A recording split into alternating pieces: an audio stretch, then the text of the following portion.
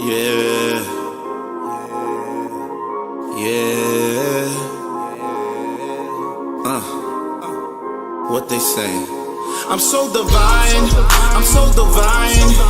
Imperfection, perfection, my presence shines. My mental is parasailing maritime. They say I'm destined to read the palm line. Yeah, I'm so divine, I'm so divine. Imperfection, perfection, my presence shines. My mental is parasailing maritime. They say I'm destined to read the palm line. Yeah, I'm so divine.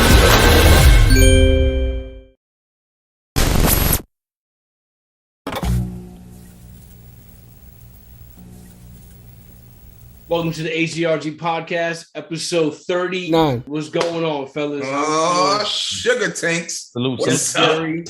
Yo, The sugar tank. You know the question I'm going to ask. We're not going to talk to Lance this one. So, D, are you still with us? Yes, I am, sir. Gladly and proudly, sir. Gladly. DT, Lance, maybe next episode I'll talk to you, but I'm not really feeling your vibe today. Let's do me a favor. Don't ever talk to me for another episode. I'm fine with that. You're going to be on timeout for 5 minutes. I'm not going to talk to you. Lance is 38 special, so be careful, all right? 38 special. Oh, I like that. I see what you did. I like that. Listen, guys, so what we want to talk about today is what type of investor are you and what type of investors are there out there? You know, so we want to go ahead and hit a few points, give you the pros, cons, what it looks like, you know, what we do here, usual, the raw, uncut truth. And then we'll go from there 100%. DT, just Jerry. DT, you know, and I'll kick this off here. You know what type of investor I am, you know, along with just Jerry. We don't mind the fringe neighborhoods. Yourself, sir. We look for the ROI, the high ROI, you know, high risk, high return. You know, and sometimes it works out, sometimes it doesn't. We've explained our strategies here before in past episodes, and maybe we may do another episode now that we're starting to gain a lot more traction and whatnot on you know, what we do to satisfy, you know, what we call our scale from 1 to 10, our 2s and 3s, right? So those are the type of investors that we are. You know, you also have, you know, high-end investors, right? Where the ROI isn't going to be as high, but they feel it's more of a secure investment. Pockets are a little deeper. They're in better neighborhoods. They think they can get better tenants, you know, not saying that, you know, it always works out, but that's what they feel, you know, and everyone, you know, can have their own opinion, and that's fine. That's why there's different type of investors, right? But DT, what type of investor are you? I play in everything. I play in 2 and 3s. I play in 5, 6, 7, 8, 9, 10s, and I do a lot of different investing as well. So, you know, you're speaking specifically to your buying and holding strategy. You're not touching on, you know, your flipping, your wholesaling, and what else you do in your portfolio. But nevertheless, I think we're focusing on what type of buy and hold investor are we specifically? And obviously you can sprinkle in the rest, but buying and holding, I play in all spaces because even buying and holding, sometimes I don't hold it forever. I hold it for, you know, a small time, buy it, fix it, put a tenant in it, get a CFO in it. And then I made off that to an investor, you know, a turnkey property to an investor, which, you know, we'll tap into in a later episode. But so to answer your question, I play in all spaces. The most importantly is I feel like I can do that because I'm very, very, very aware of the areas, the neighborhoods, and what to avoid, right? Just because I play in all areas doesn't mean that I'm susceptible to all things that all investors are. So you got to be kind of careful when you're may not be local, or when you are local, but you're just not aware of the fringe neighborhoods as well as I am, or even the higher end areas, because there's pockets in the higher end areas that are not so high. So you got to pay attention and be, you know, your something that a lot of people don't talk about too. Yeah. You know, when you think high end, you think, you know, everything is peachy, you know, and really it also takes work to find the right properties even there in that range. Yeah. So to jump in real quick, we're talking about rentals and holds all together. So, buying holes. Yeah. So we're going to talk on that. So this give me or give the fans, give the audience what are the pros in rentals? Because it goes against the whole thing. If you're going high end, if you're not going high end, but what's the pros for rentals? If you're an invested in rentals, It's forever. It's residual income. okay. I would say maximize the capital. I would say many tax deductions. And a regular income every month. Yeah, because let me definitely stop you right there, because you know what? It's crazy because if you're an investor that flips, right, you have to pay capital gains, right? You get it? You have to pay capital gains. If you buy and hold, it actually works for you, not against you. Mm-hmm. So like I said, there's different type of investors. There's different type of investing. It's just what fits you best. Correct. And if you're devil's advocate, if you're an investor who does flips and you hold on to each one of your flips for a year and a day, you may not be susceptible to capital gains. Not as much. It'd be lesser for sure, but no, it's not. But I mean, you're still gonna have to pay taxes on it. You pay taxes, but you don't pay capital gain taxes. Right. So which is going to be a lot higher of a percentage. For sure, but you have to. So you gotta wait. But if your money's not long, when you're saying that, if you're buying a property, let's say you buy 2-3 properties, and you have to hold all 2-3 properties for a year and a day. And if you're buying properties every 2-3 months, that means your money is stuck. I know an investor. Just Jerry, this is the problem. His pockets are way too deep that he just flaunts like that. Well, yeah, I could buy 3-4, sit on it for a year and a day. Yeah, but that is a type of investor though. Right, that's the type of investor. That's the type of investor. So he can speak that. And then we can talk to the green people that listen, hold off. Right, you buy one property, you have to wait for that year and a day to get that. Yeah. Because that's definitely a strategy. You buy a property with the intent to flip, right? You purchase it, you rehab it, you rent it. It's the beginning of a burr, but it's not the complete burr. You rent it for a year, right? And then after that year, you could decide to end that lease or sell it with a tenant. So if you end the lease, you could treat it like a flip and sell it like a flip regular, That's kind of like a hybrid, right? It's like a 100%. Yep. It's like a buy and hold flipper. But it's right. But it's the key. It would be the key to avoiding the huge capital gain taxes. And still making income every month. Yeah, it's a cheat code. But your game plan would have to be that before you go in, right? You got to know that this is the game plan before I walk into this. And there's people that fall on that on default because you get people who buy properties with the intent to flip. They put it on the market. They're overpriced. They didn't do maybe the work wasn't done what they thought. The numbers were all screwed up, and then they have no choice. They got to rent it because now they got a monthly note. You know what I mean? So now they have to. So it kind of falls. It doesn't necessarily with a plan, but it just so happened to have to be now the plan. And then eventually they get to a point where they can get to a number where they could sell. Because if you keep a property long enough, that's the beauty of a rental. Even if you overpay, you overwork. Eventually it'll pay for itself. It'll balance itself out because obviously your rent will come in, you're paying your mortgage, the rent would, substantiate the overpayment that you've made. And then you'll get to a point where now you could break even with a sale or refinance or whatever that looks like. So it's the beauty of real estate. Yeah. That's the beauty of real estate. Absolutely. Yeah. So with flipping, if you get caught up flipping and the market all of a sudden doesn't favor you, you can hold it, rent it out, wait till the market favors you again, and then get rid of the property if that's what you choose to do. Yep. And that's the only pros in flipping? Holding it, that's the hold off? Well, that could be a con too, that you have to sit there and hold it if you didn't want to. I was going to say that. Yeah, it could be it could be a con and necessary. It could be a pro and a con. It like Lance said, he made a point. If that's the route you're going to take, that's the strategy you have. It should be premeditated. It shouldn't be, you shouldn't default to that. Right. Ideally in flipping, it's speed, right? You do it fast enough, 90 days. Shorter time. Yep. Shorter time frame. Quicker, the quicker return.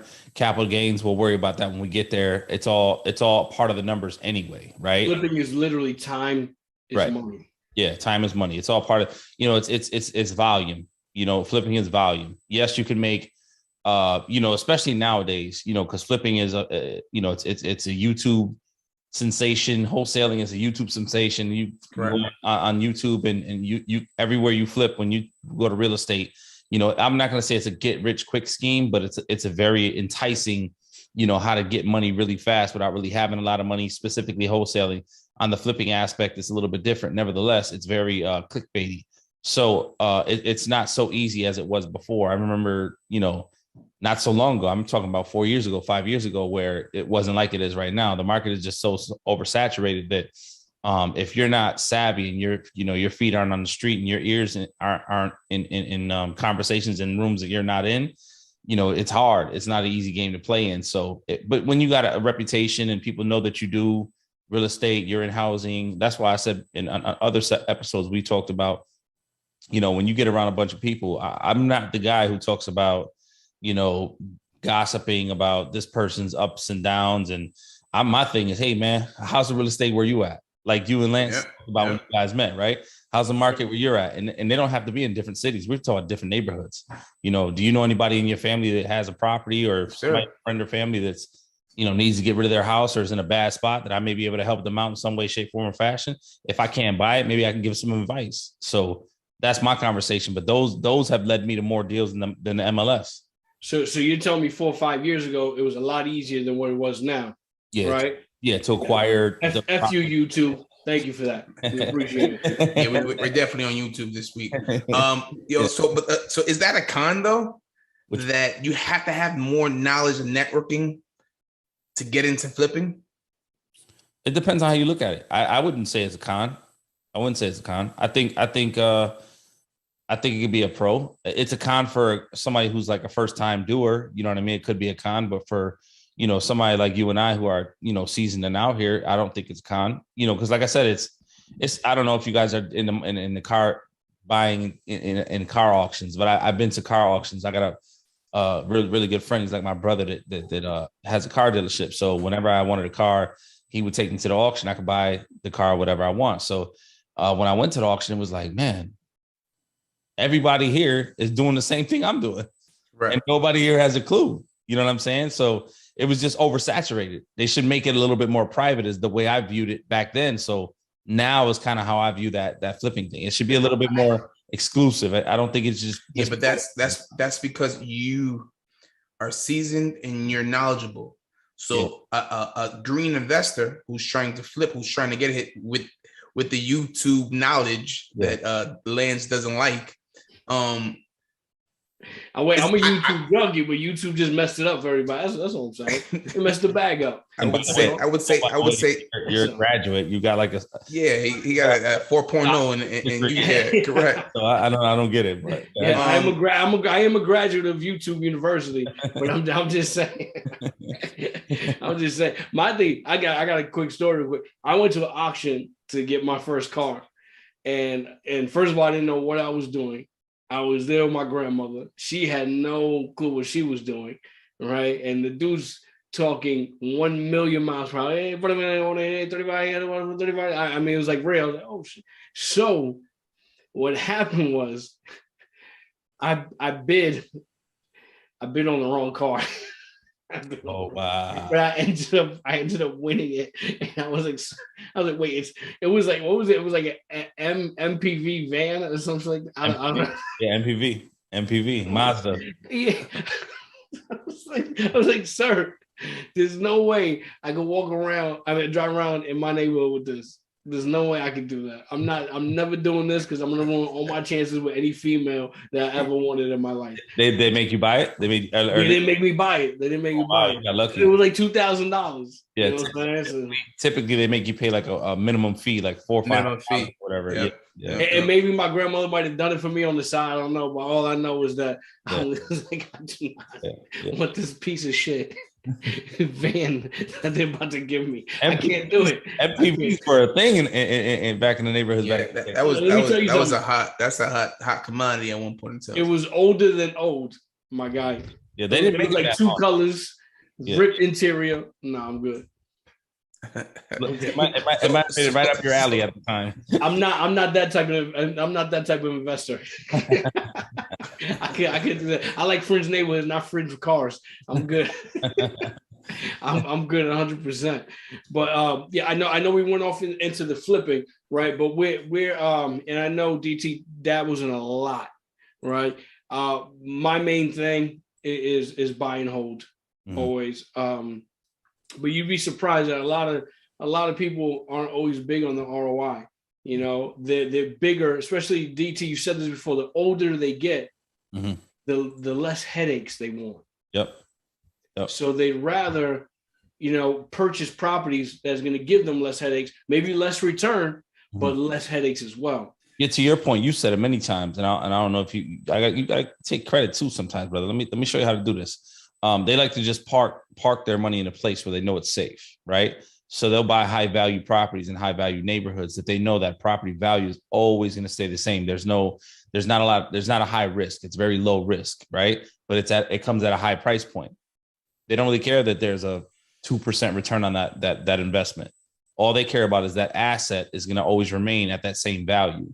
I think you said one of your mentors, if you will, we're purchasing properties of that nature and really didn't care about the ROI. It was more so just, I have an asset that's always going to be worth this, and that's going to be my retirement. If I remember correctly. That was one of my bosses. Yeah. And he had bought a property and he was basing his investment on appreciation.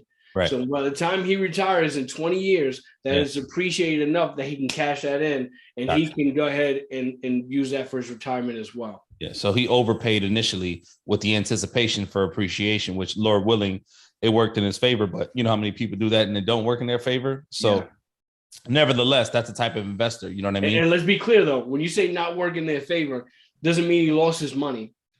But in his hopes in 20 years, right, he's probably hoping to at least, 30-40% increase on that property, in 20 years. Right. So that's his hope.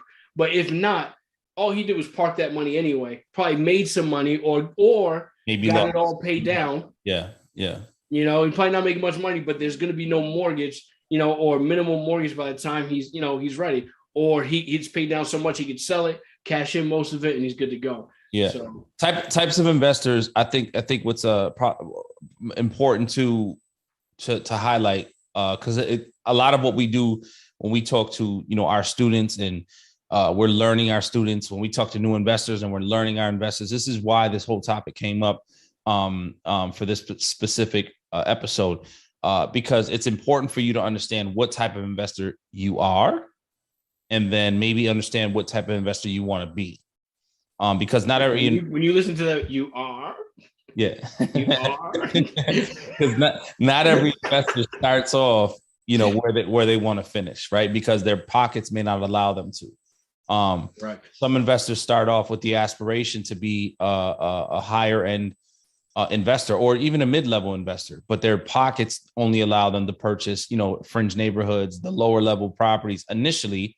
So they have to buy a couple of those to now catapult themselves to a place where now they can buy the mid-level or higher level properties. I think most people, if you will, that, don't really have a lot of money, weren't born with, inheritances and have great jobs and all that good stuff. Most people start that way and they end up finishing different. I find that when I speak to a lot of seasoned people, who have multiple 5 to 10 years in the business, the first property they bought looks nothing like the 7th property they bought. And they just keep, graduating to the next level. And then they find whatever their comfort zone is and they stay there.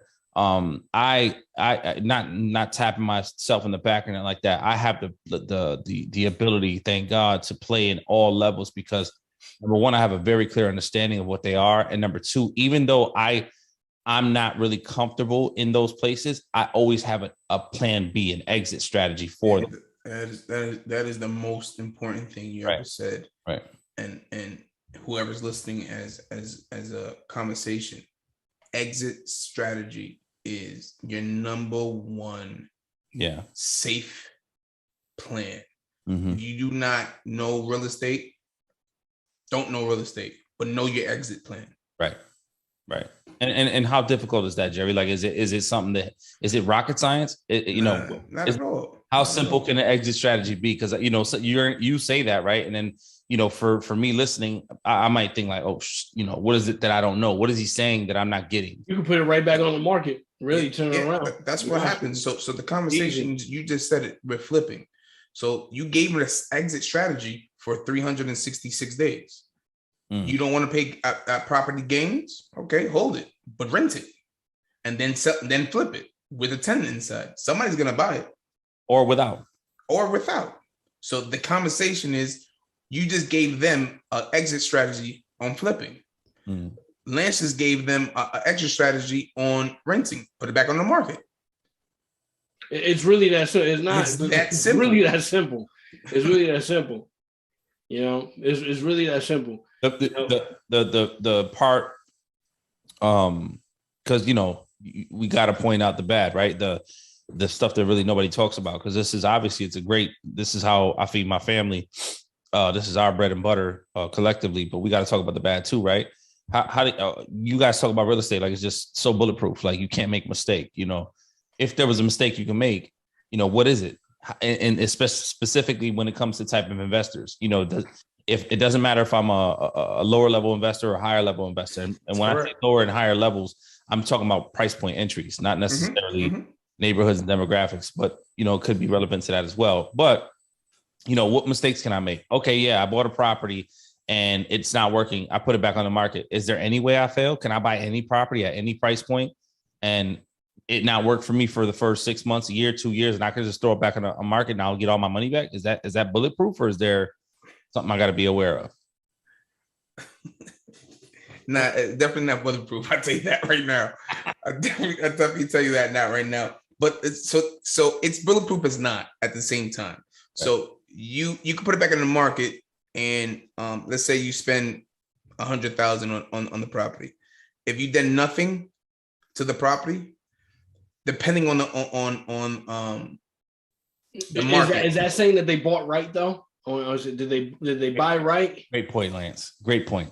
But, because that's going to help you throughout the whole process of buying correctly. Lance was not going to be patient with you getting to that. Sorry. So go straight to it then. I'm a bad podcaster. He wasn't going to wait for your 22 seconds for you to get that, bro. I agree. Go ahead, Lance. You don't want to hear none of the fluff, man. He wants to go straight to the fat, man. He wants to get to the meat. You want to go straight to the facts. Usually, they don't know. Straight to it. To be honest with you, but the audience, he asked the question in detail, so we had to get some detail. Jerry, you are the red words in the Bible. You don't speak black words, so all of a sudden now you want to speak the black words, and Lance just ain't having it. Neither am I. So, Lance, my man, you asked a detailed question, bro. What the fuck? So did God. All right. So, it depends on how you buy, and that's it. Yeah. We got to ask a detailed question, bro. And the conversation is, you could buy a house for $100,000, and if you bought it wrong, you could lose money. That's the remix, and that's what we were looking for in the beginning. I was trying to. My man shot me in the face. I don't. The fuck, B. Thank you, P. Diddy. I appreciate it. But to spend $100,000 and you bought wrong, and it really cost $80,000, you just lost $20,000. There's a one of the investors that I deal with, and he does things in other markets as well. He when we talked about the podcast with him, one point that he brought up to us, and this is something that we're working on in the background, to get a map of the entire county that's in our market, and color code neighborhoods, streets. And red would be stay away from, green is, good properties. Yellow is, the affluent properties. Orange is maybe the gentrifying up and coming, so on and so forth.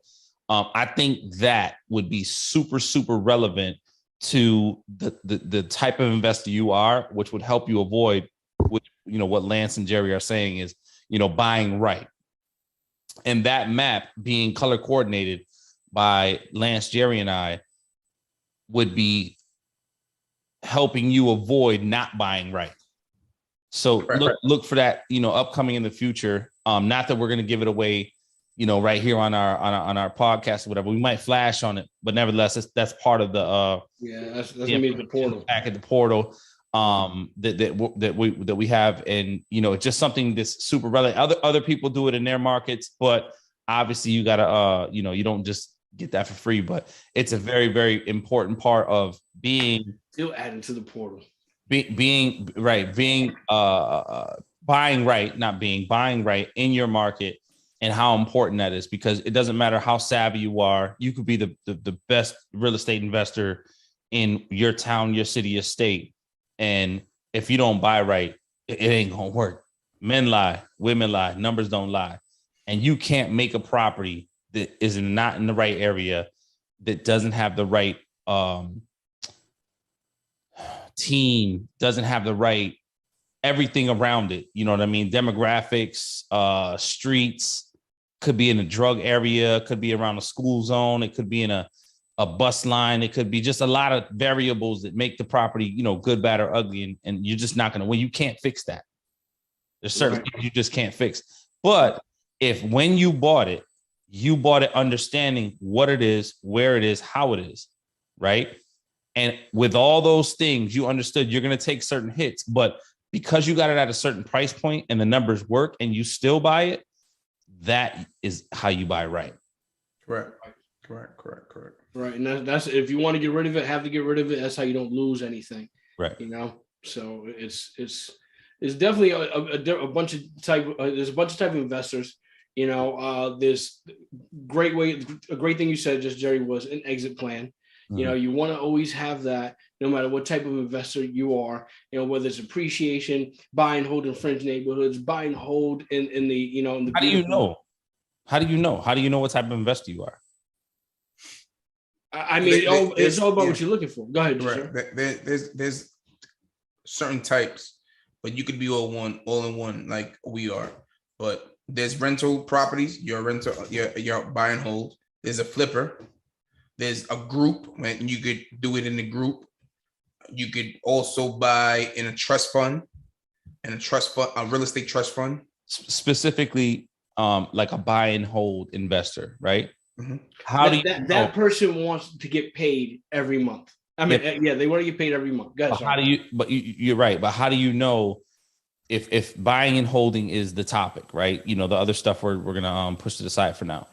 How do you know what type of investor you are and what type of properties as a buy and hold investor? How do you know who you are as an investor? Okay. How do you realize that? Well, here's one thing.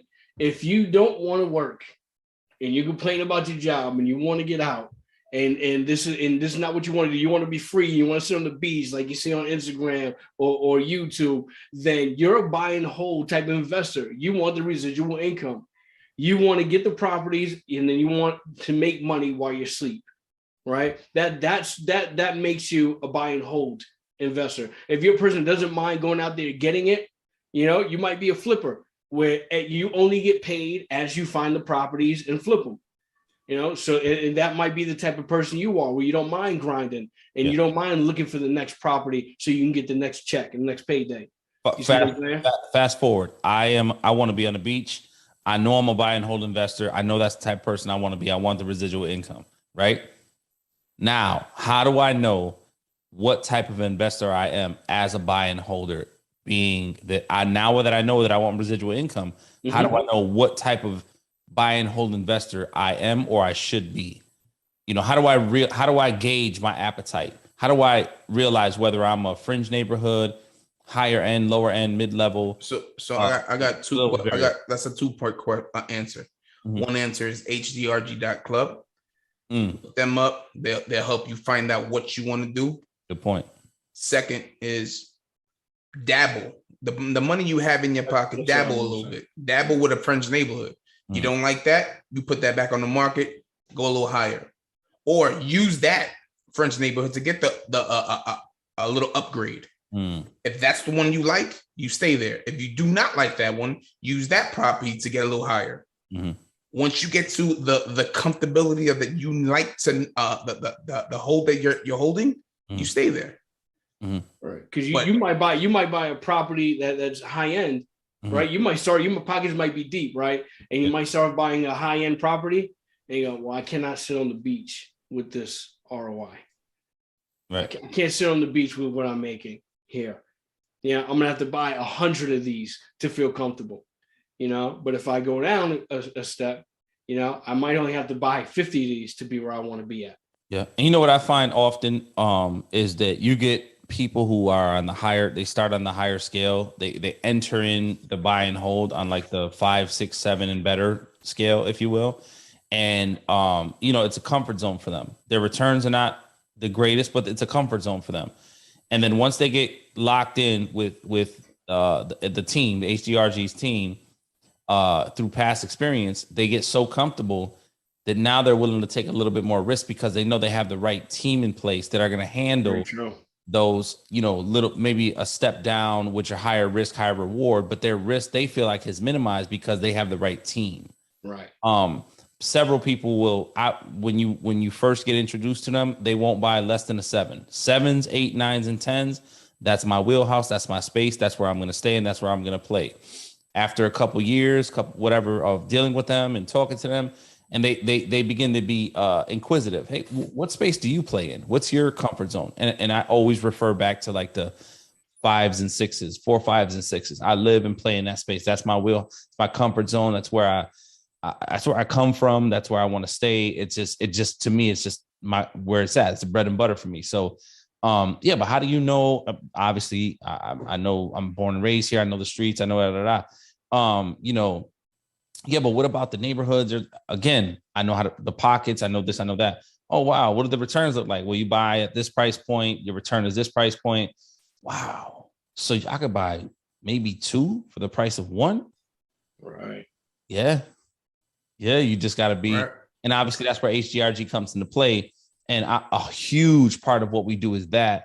Nevertheless, my point of saying that is that, just because you come in the game as a somebody green who tries, like what Jerry and Lance said, you try something that's on a 2 and 3 level. It's not for you. You use that to catapult you to a 5 or 6, or you sell it and use that to catapult you to a 5 or 6. Correct. And then you get to that 5 or 6, maybe 7 or 8 space. And we use these numbers because we categorize the properties by neighborhoods, right? 1 being the worst, 10 being the best, right? So the 1 is like, probably drug infested, a lot of abandoned houses, it's just a rough, high crime neighborhoods. 10 would be probably, closer to like your suburbs or your uppity up, downtown spaces in your city. So nevertheless, if you don't know this already, go and subscribe your ass to the podcast. You should know this already. You should know our scale. You should know how we do it. And if not, you need to get into it. Make sure you like and subscribe. Let's go. Say it again. HGRG.club. So we use that scale. And nevertheless, like I said, you start at whatever number you start at, 1s and 2s, 4s and 5s. You graduate to a place where now, you're in a comfort spot where you're at 7s, 8s, 9s. You get affiliated with H.G.R.G. You're going to get to a comfort space typically that you're going to be like, you know what? Okay, I'm at 8s and 9s and I'm seeing, 5 and 6 and 7% returns. You're telling me you're seeing 15% returns, 18% returns, 12% returns, like regular, that's your normal. Well, how can I get that? And then we introduce you to that. You get real flexible when you have a team though. Right. But it takes a team and we are that. And that's my point of bringing that to fruition, because that to me is like the sweet spot. When you play in the stock market and you have something that's hot right now, you invest for 1 hour, 2 hours, and I say 1 hour, 2 hours, meaning like a month or two, it's the hottest thing on the market. You put your money into it, in your brain you see yourself becoming a millionaire. Truth be told, after a month you might have made $100, $1,000, like Google about to split on July 15th. I'm sorry. Go ahead. That type of thing, right? So now, and then after that, it's like, it's a dud. Like, oh, what did I just do right there, right? And then you have your old fashioned, your steady stock that's just going to raise a little bit at a time, but it's going to be consistent and forever. It might only raise at 0.5% every 3 months. And he's talking about Amazon just splitting in June. Nevertheless, and that's what the real estate aspect would be for different neighborhoods. And I'm not comparing. I used the analogy from the stock market to real estate, but there is no comparison. The returns are not the same. It's a whole different ball game. I don't even play in the stock market, so I don't either. No doubt. I don't. What's going on in the stock market? What's about to happen? Yeah. Google's coming July 17th, July 15th, letting you know. I don't know stocks though. I don't know stocks. That is not H.G.R.G advice. Yeah, that's listen, man. You guys want to talk about that? You contact Jerry directly at H.G.R.G.club.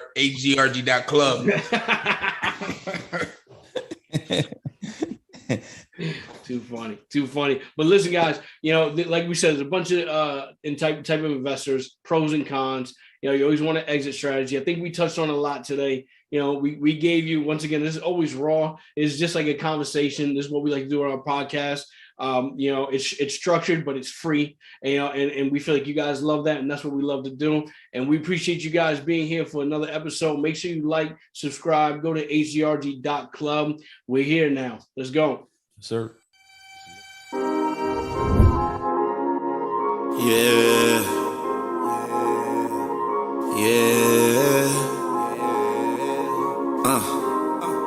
What they say? I'm so divine, imperfection, perfection, my presence shines. My mental's parasailing maritime. They say I'm destined to read the palm line. Yeah, I'm so divine.